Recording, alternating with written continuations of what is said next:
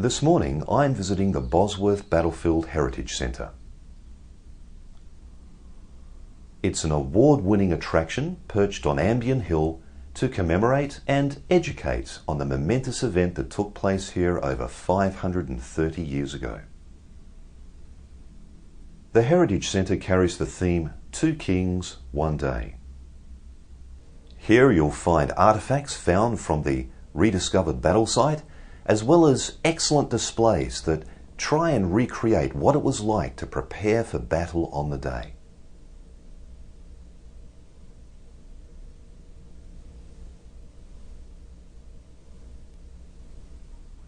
Trevor England knows Bosworth Battlefield well.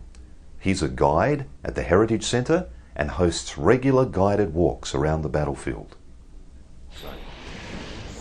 Trevor, most battlefields in the UK are commemorated by a cold stone slab or a cairn, but it's not like that with Bosworth Field.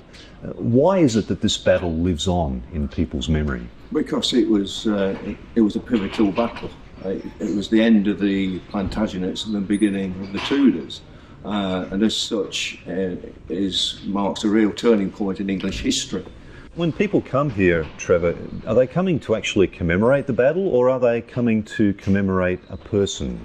I think we're doing both. The person himself, Richard III, has always been a controversial king. Was he the good or bad? Was he the person that murdered the princes in the Tower? Yeah. Always been the subject of that.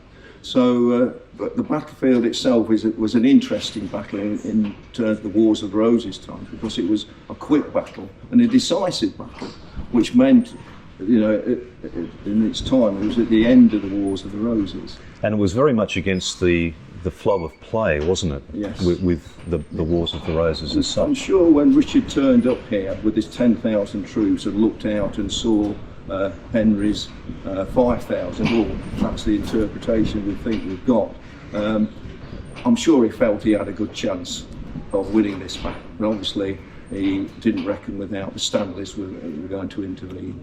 Ah, the Stanleys, yes. Where would England be without the Stanleys? Very different place, perhaps. Absolutely different.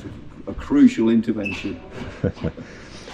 Do you have to have a passion for either Richard or Henry to be drawn to work to a place like this, or do you just treat it like a job? Is that how people come here? Certainly the guys that work here, it's a passion.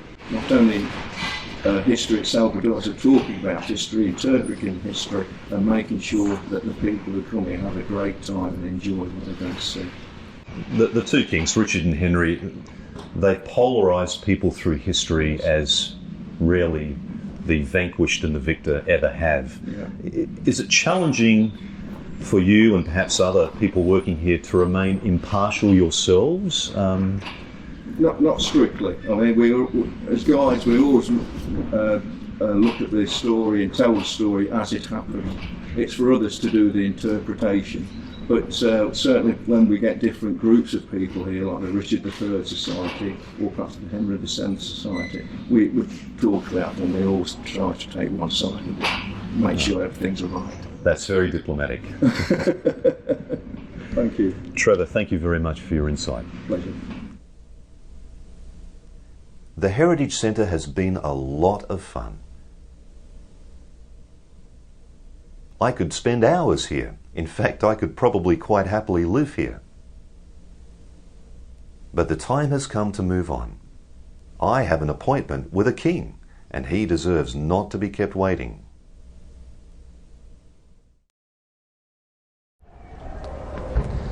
Well, as you can see, I've spruced myself up a little bit for this. I know there's no particular dress code for coming here, but, well, maybe it's the intimidating nature of the building I'm going into or the person I'm seeing, but I just felt it wouldn't be right not to put on my best. Anyway, I have no idea what to expect, so let's go.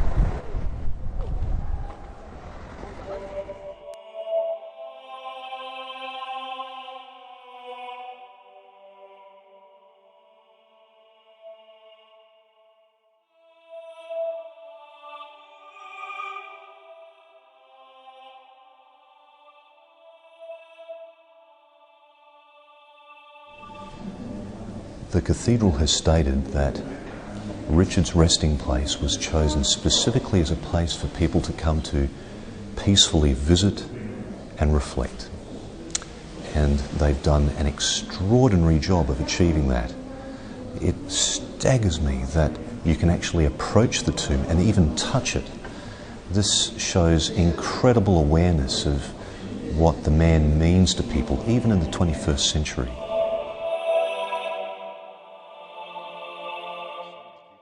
David Monteith has been the Dean of Leicester Cathedral since 2013. Since then, he's not only witnessed the actual interment of Richard, but also the steady stream of visitors that flock through the church to visit his tomb. So I'm here with David Monteith, who's the Dean of Leicester Cathedral, and we're very grateful that you've given us some time today on a very busy day, Sunday of course. Busy in Leicester for a number of reasons, so I thank you for that. Welcome. David, there was some publicised debate about the final resting place of Richard. Of course, other venues were hoping to have him interred there. What does it mean to Leicester and to this cathedral to actually have him here? In the end, we were quite glad that the judicial review was so clear in the judgment that it gave, which meant that we could proceed to burying the King here with even greater confidence. Now that he's lying in peace, it's opened up the whole place. We have visitors from all over the world, from all over the country, and I think it's helped us to reconnect with our medieval roots. This is a medieval building. This church stood here when Richard was in Leicester, and he was buried just a few hundred yards across the way. So he's been here for 500 years, and it's good that that continuity has remained. What sorts of people are attracted to Richard's tomb? Do you know, we have every sort of person here. We have all ages, all backgrounds, all cultures, all nationalities, and I think people come for all kinds of different reasons. Many of them have heard about the story on the media, or maybe they've seen part of the story on the news, and they're drawn for a variety of reasons. There's people interested in history, people interested in science and DNA and all of that story. There's people who come because of Richard's place in the cultural memory of Britain, and you know, the whole king in the car park to the king in the cathedral thing. You know, it's you couldn't make it up, could you? It's an extraordinary story, and people are drawn by it. When you think about, you know, this, short life, short reign, quite a lot accomplished in that time. Also, some great challenges to garner political support. Challenges personal, with the death of Prince Edward and the death of Queen Anne. Yes. All and then betrayal and loss at the battle. It's an awful lot of things packed into a very short life, and a rich story which changed. It's a fulcrum in English history.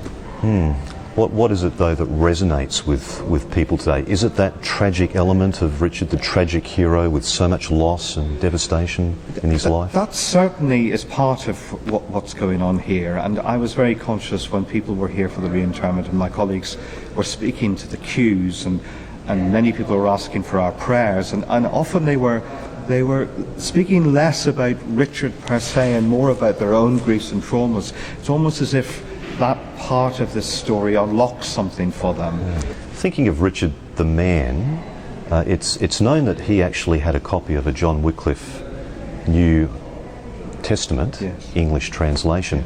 Extremely unusual for really anyone, especially a prince yes. at the time, yes. long before the English Reformation.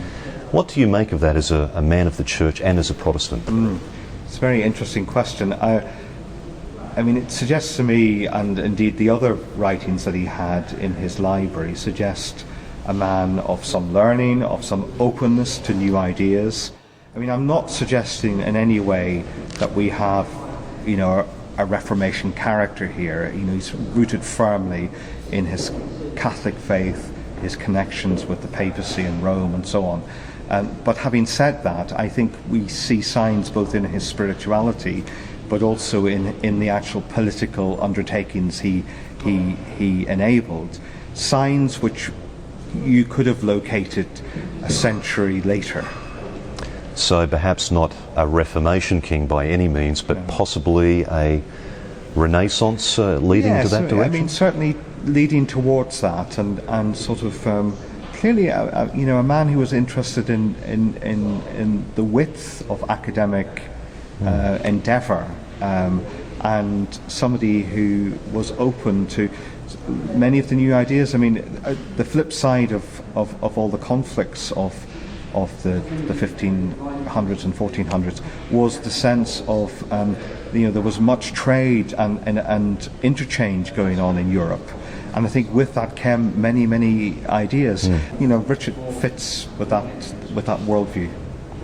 Well, thank you for expanding our understanding of Richard today. That's the whole reason for our journey, and you've contributed greatly for that, so thank you very much. You're very welcome, and do come and see us here. We'd love to meet you and welcome you in Leicester. Okay, thank you. Richard's tomb drew much criticism when it was first unveiled. Labelled as too modern, minimalist, and denounced for its deep-set cross, which reminded some of the fatal wounds Richard suffered in battle. I must admit my first view of the design left me feeling a little empty, but now that I've had time to get used to it and see it in its chosen setting, it strikes me as appropriate. Quiet, understated, simple, just like the man himself.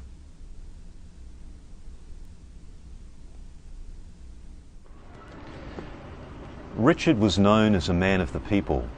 There's a long record of him making himself available to people and interceding for them whenever he could. And it strikes me that he's returned to that now in his death. Here in this very modest cathedral, which is open to people to visit his grave without appointment. Ordinary people can walk in off the street, walk right up to his tomb and touch his stone. To me, that's incredible. He's returned once again to be the accessible monarch that he was when he was living. I think he would have liked that. Just a stone's throw away from Leicester Cathedral is the highly credentialed King Richard III Visitor Centre. Here, people can relive the story of his rediscovery in astonishing detail.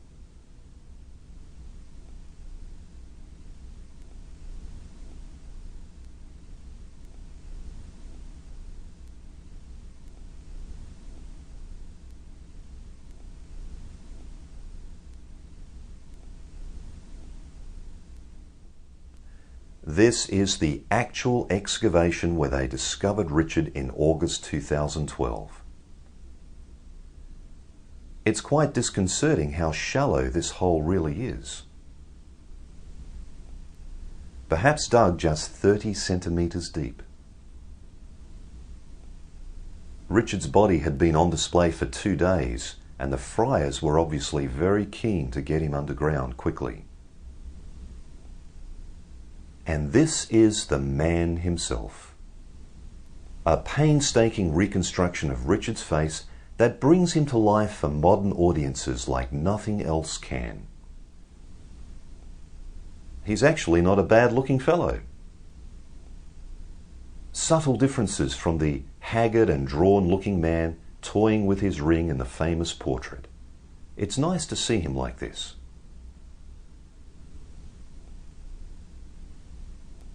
Leicester is Richard's city now. The community has embraced him as one of their own. A small city known for fighting against the odds, punching above their weight, all the way to a Premier League championship just the day after my visit. Maybe it's fitting that Richard is a Leicester man now.